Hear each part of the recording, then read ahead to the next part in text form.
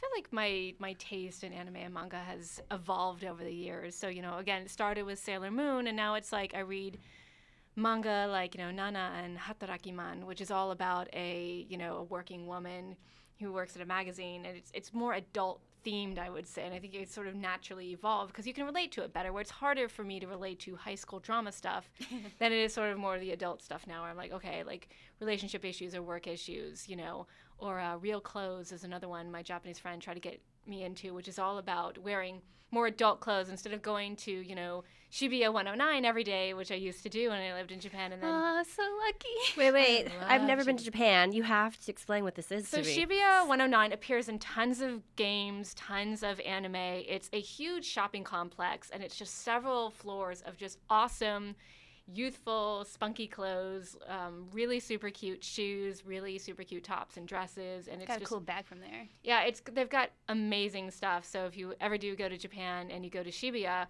and you get to the famous crosswalk, you can actually see this tall building that has Shibuya Ichimaru-Q at the top, 109, and you go in there, and it's just this amazing complex. I'm not a huge shopper, but every time I went to Japan, I had to go shopping there. It was just amazing.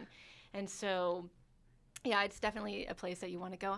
Where was I going with this, by the way? Oh, we were talking about... The transition from shopping there to... Yes, Real Clothes was this manga about, instead of going to Shibuya 109, you would go maybe to Shinjuku and you would have more adult clothes, business clothes, and really cute tops, but more appropriate for, people who are in their, 30s and 40s and stuff like that. And it's all about this girl who makes the transition into sort of adulthood that way. It's interesting. That sounds actually really interesting. Yeah, so that's sort of the thing that I've gotten more and more into. And then coming back to anime, where it is things that have more of an adult spin, where they're either they're at least in high school, or university, or they're just getting out in the workforce, is something that's easier to relate to now. Because you see stuff in middle school, it's like, God, I feel so old watching this. I mean, it's kind of weird because you don't really see a lot of those just getting into the workforce, like graduated college or whatever. You don't see a lot of those shows. Yeah, it's a very youth-oriented culture in Japan, and so you kind of go back to high school again and again and again. Yeah. And it'd be interesting. So I remember a lot of us, when Persona 5,